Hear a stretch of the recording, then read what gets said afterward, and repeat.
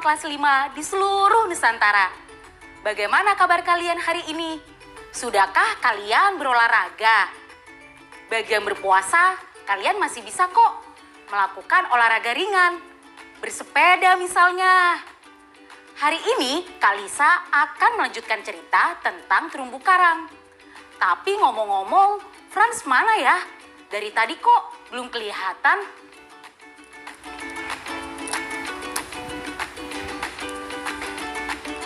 Teman-teman, jangan lupa siapkan buku dan alat tulis kalian ya. Kak Lisa mau lihat Franz dulu nih. Tapi sebelum itu, kita berdoa dulu ya. Sebelum mulai pelajaran hari ini. Berdoa dimulai.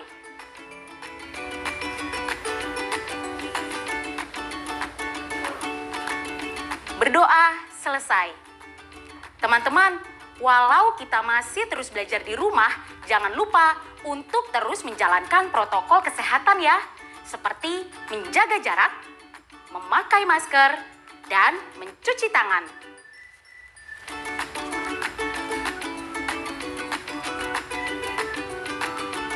Ayo menyimak.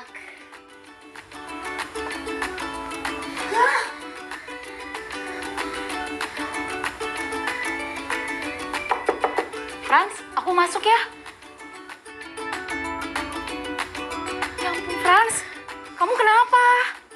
Aku mimpi buruk, Kak. Aku dikerubuni ikan-ikan. Mereka marah karena terumbu karang yang jadi rumah mereka hancur karena manusia. Ya ampun, sampai ke bawah mimpi segala kamu. Emang kita nggak bisa lakuin sesuatu, Kak?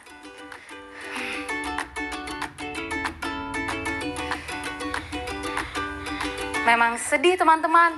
Terumbu karang yang sudah hidup di lautan tropis sejak ratusan juta tahun lalu, akhir-akhir ini mulai banyak yang mati dan menghilang. Nah, salah satu penyebabnya karena jumlah manusia yang semakin banyak. Makin banyak manusia yang tinggal di perairan dekat tempat hidup terumbu karang. Mereka menangkap banyak sekali ikan. Akibatnya, terumbu karang menjadi kehilangan ikan-ikannya. Jaring-jaring makanan jadi terganggu, sangat terganggu. Jumlah ikan pemakan ganggang jadi makin sedikit, sehingga ganggang tumbuh merajalela. Ganggang yang tumbuh dengan pesat justru dapat membahayakan terumbu karang. Persoalan terbesar bagi terumbu karang adalah perubahan iklim. Perubahan iklim membuat suhu lautan menghangat. Walaupun terumbu karang menyukai air yang hangat, mereka tak suka jika air itu terlalu hangat. Emang kenapa, Kak? Mereka nggak suka air yang terlalu hangat. Padahal aku kalau mandi pakai air hangat, badan aku jadi lebih enak. Iya, karena kalau perairan di sekitar terumbu karang menjadi terlalu hangat, ganggang laut yang tumbuh di dalam tubuh terumbu karang hanya bisa memproduksi sedikit sekali gula, bahkan tidak sama sekali. Terus, gula itu kan makanannya bakteri dan ikan-ikan. Betul, kalau ganggang tidak lagi memproduksi gula, adanya mereka memproduksi zat yang bisa merusak jaringan tubuh terumbu karang. Jadi ganggangnya nggak berguna lagi dong, Kak, buat terumbu karang. Iya, karena kalau sudah tidak berguna, terumbu karang akan melepaskan ganggang di tubuhnya. Tanpa ganggang di tubuhnya, terumbu karang kehilangan warnanya. Dan kerangka putih di dalam terumbu karang jadi terlihat jelas. Ini yang namanya pemutihan karang dalam waktu singkat. Terumbu karang yang sudah memutih itu akan mati. Kasihan mereka dan ikan-ikan itu, Kak. Kamu tahu nggak apa akibatnya kalau terumbu karang semakin berkurang atau bahkan punah? Nggak akan ada ikan karena mereka nggak bisa makan. Dan, ya ampun, dan itu berarti manusia juga nggak bisa makan ikan. Yap, sumber makanan manusia ikut berkurang. Tanpa terumbu, semua makhluk hidup terancam kelangsungan hidupnya. Bahaya banget ya, Kak. Kalau gitu, gimana caranya kita untuk menyelamatkan terumbu karang? Namun untungnya ada banyak cara untuk melindungi terumbu karang. Salah satunya adalah larangan untuk menangkap ikan di wilayah perairan tertentu. Selain itu, mengurangi pemanasan global agar tidak terjadi perubahan iklim kan, Kak?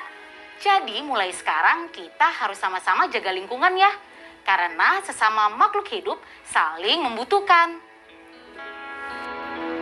Nah teman-teman, sekarang saatnya siapkan buku dan alat tulis kalian ya. Dan jawab pertanyaan-pertanyaan berikut ini. Sudah berapa lamakah terumbu karang hidup di lautan tropis?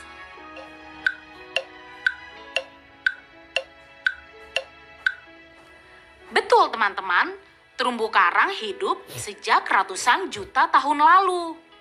Apa saja penyebab rusaknya terumbu karang?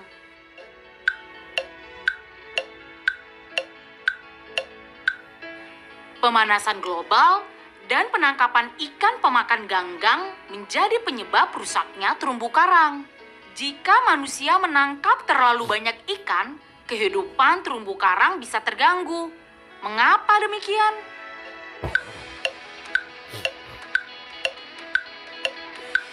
Karena manusia banyak menangkap ikan pemakan ganggang sehingga jaring-jaring makanan terganggu.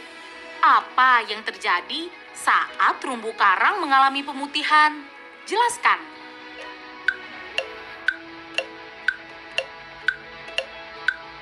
Pada terumbu karang, mereka kehilangan warna-warni indahnya. Jika terumbu karang punah, apa kira-kira yang akan terjadi? Makhluk hidup apa akan terkena dampaknya?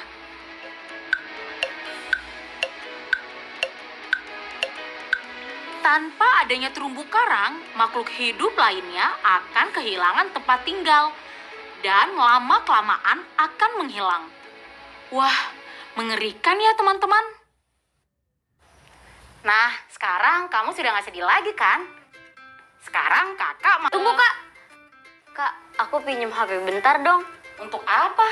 Aku mau bikin story di Instagram untuk ngasih tahu followers aku biar sama-sama mengurangi pemanasan global. Biar manusia bisa hidup jutaan tahun lagi.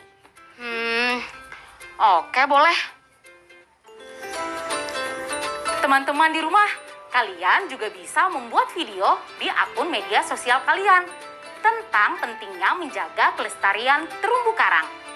Tapi sebelum itu, kalian kerjakan yang satu ini. Ayo berlatih. Lengkapi kalimat-kalimat berikut ini dengan kata-kata dari dalam kotak yang paling sesuai. Kalian bisa langsung tulis jawabannya di buku kalian masing-masing ya. Titik-titik adalah sekelompok makhluk hidup yang hidup bersama dalam hubungan yang dekat dan saling bergantung.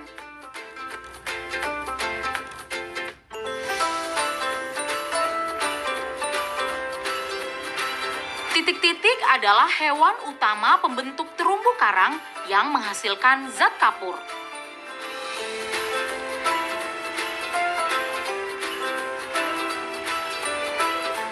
Titik-titik adalah lautan yang mendapat sinar matahari secara terus-menerus sepanjang tahun.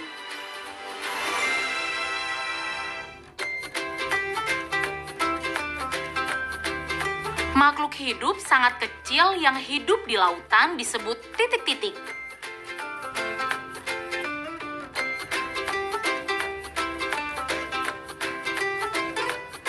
Tanaman laut yang bisa hidup di badan terumbu karang disebut titik-titik.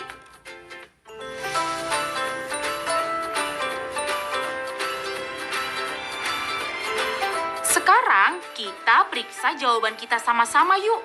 Kalimat pertama, kata yang tepat adalah koloni. Kalimat lengkapnya menjadi koloni adalah sekelompok makhluk hidup yang hidup bersama dalam hubungan yang dekat dan saling bergantung. Berikutnya, jawabannya adalah polip. Kalimat lengkapnya menjadi polip adalah hewan utama pembentuk terumbu karang yang menghasilkan zat kapur. Jawaban nomor 3 adalah lautan tropis. Kalimat lengkapnya menjadi Lautan tropis adalah lautan yang mendapat sinar matahari secara terus-menerus sepanjang tahun. Jawaban berikutnya adalah plankton. Kalimatnya menjadi makhluk hidup sangat kecil yang hidup di lautan disebut plankton. Kalimat terakhir jawabannya adalah ganggang. Kalimat lengkapnya, tanaman laut yang bisa hidup di badan terumbu karang disebut ganggang.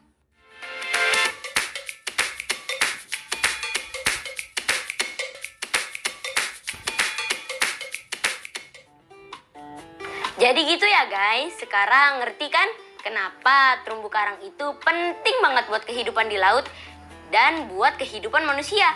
Pokoknya mulai sekarang kita melestarikan terumbu karang. Dah. Nih Kak, makasih. Iya, sama-sama. Tapi sekarang gantian kamu yang bantuin kakak ya. Bantuin ini nih. Ayo memperkirakan. Banyaknya ikan di sebuah kolam disajikan dalam tabel berikut. Coba perkirakan pada minggu keberapa ikan di kolam akan habis? Kalau itu sih gampang Kak. Tinggal kita cari aja polanya. Dari minggu ke-1 ke minggu kedua ikan berkurang 1. Dari minggu kedua ke minggu ketiga ikan berkurang 3. Terus dari minggu ketiga ke minggu keempat ikan berkurang 5. Jadi, apa pola yang kamu temukan? Kalau dilihat-lihat ini ikannya berkurang sesuai dengan urutan bilangan ganjil. Jadi pasti di minggu kelima ikan akan berkurang 7 Kak. Begitu seterusnya sesuai dengan urutan bilangan ganjil dari urutan kekecil ke besar. Kamu hebat, Franz. Bisa jawab dengan benar. Nah, teman-teman, silakan lanjutkan pola pengurangannya ya. Setelah itu, kalian akan menemukan jawabannya. Selamat mencoba. Sekarang kita sama-sama simak yang satu ini. Ayo membaca. Salah satu fauna khas Indonesia bagian timur adalah komodo. Komodo adalah spesies biawak besar yang tempat hidup alaminya hanya di Pulau Komodo dan sekitarnya di Nusa Tenggara Timur. Sebagai hewan endemik, komodo termasuk satwa yang dilindungi. Banyaknya komodo terus diamati dari waktu ke waktu. Tindakan ini bertujuan untuk memantau kelestarian komodo agar tidak punah.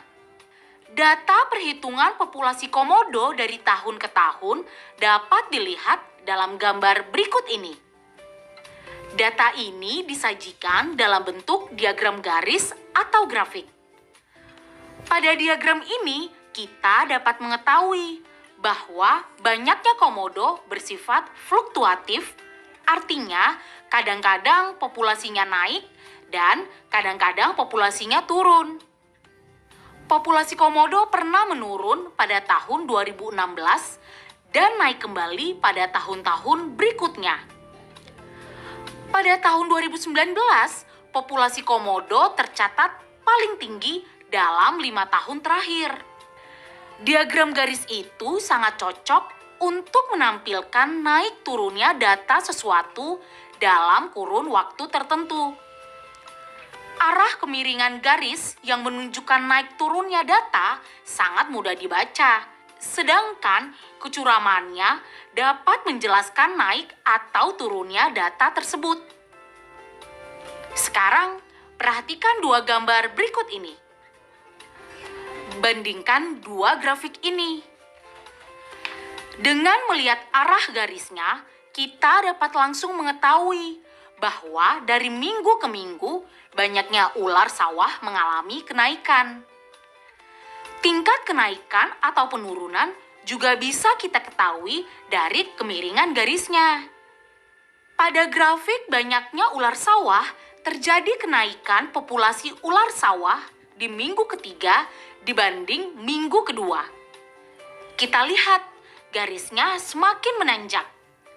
Sebaliknya, terjadi penurunan drastis populasi tikus dari minggu kedua ke minggu ketiga. Gampang kan membacanya?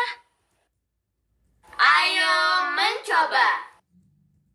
Teman-teman, tahu tidak? Naik turunnya populasi komodo dipengaruhi oleh naik turunnya populasi hewan lain yang menjadi makanannya di alam. Kayak populasi ikan yang dipengaruhi oleh populasi terumbu karang ya, Kak? Ya ampun, dari tadi kamu menyimak juga. Ya iya dong, kan Kalisa ada di sini. Kak, komodo itu biasanya makan apa sih? Gak makan manusia kan? Biasanya di habitat liar, komodo makan kuda atau kerbau. Hah? Kuda yang sebesar itu bisa dimakan sama komodo? Berikut data banyaknya komodo, rusa, dan kerbau yang hidup di tempat yang sama dari waktu ke waktu. Nah, coba sajikan data pada tabel ini dalam bentuk diagram garis. Gunakan warna yang berbeda untuk setiap garis ya. Kalian masih ingat kan caranya? Pertama, buatlah garis sumbu mendatar dan vertikal seperti gambar di samping. Lalu, buatlah titik-titik sesuai data yang diberikan. Contohnya, data banyaknya komodo menggunakan titik dan garis berwarna merah seperti gambar di samping.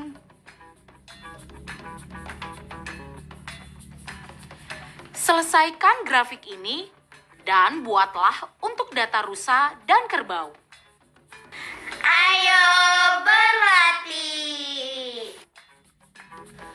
Perhatikan data populasi ular sawah dan tikus sawah ini. Kemudian, jawab pertanyaan berikut di buku kalian masing-masing ya. Pada hari keberapa banyaknya tikus sawah mulai menurun? Sudah ketemu jawabannya? Pada hari keberapa? Benar, pada hari ke-9. Pertanyaan kedua, tahukah kamu mengapa banyaknya tikus sawah menurun? Jadi jawabannya apa? Jawaban yang tepat menurut Kak Lisa, karena populasi ular meningkat. Ular itu kemudian memangsa tikus sehingga populasi tikus berkurang. Pertanyaan terakhir, pada hari keberapa banyaknya tikus sawah dan ular sawah sama banyak? Jawabannya adalah di hari ke-6 dan hari ke-10. Proyek kreatif minggu ini. Nah, teman-teman, hari ini kita akan lanjut membuat poster jaring-jaring makanan ya. Apa saja tahapannya? Pertama, kerjakan sesuai dengan perencanaanmu. Buatlah semenarik mungkin.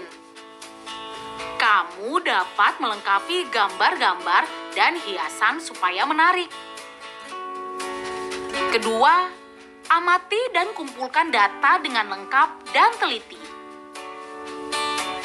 Ketiga, buatlah tabel data tumbuhan dan serangga dalam poster jaring-jaring makanan yang kamu buat, serta diagram batangnya.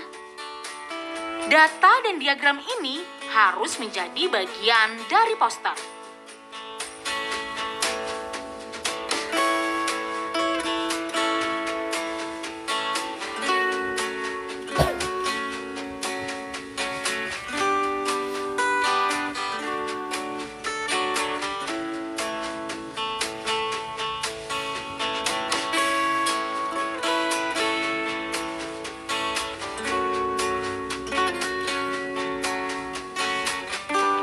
Jangan lupa setelah poster selesai, beritahu hasilnya kepada ayah, ibu, atau keluarga yang lain. Ya kan, Kak? Tepat. Kemudian minta mereka untuk membuat penilaian seperti yang ada pada tabel berikut ini. Selamat mengerjakan poster ya, teman-teman. Setelah ini, kita akan berefleksi. Refleksiku.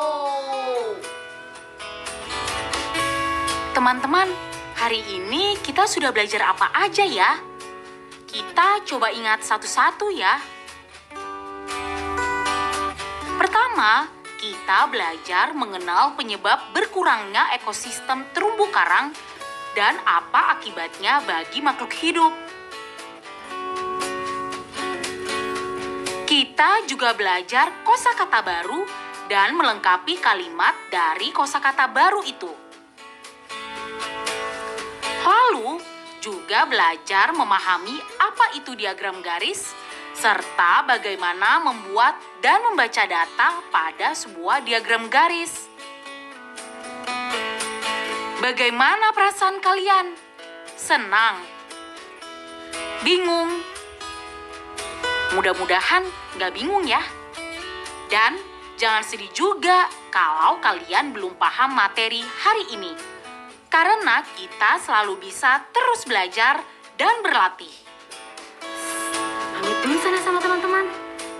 Oh iya, sampai jumpa lagi teman-teman. Selamat berpuasa bagi yang berpuasa. Sampai jumpa. Dadah.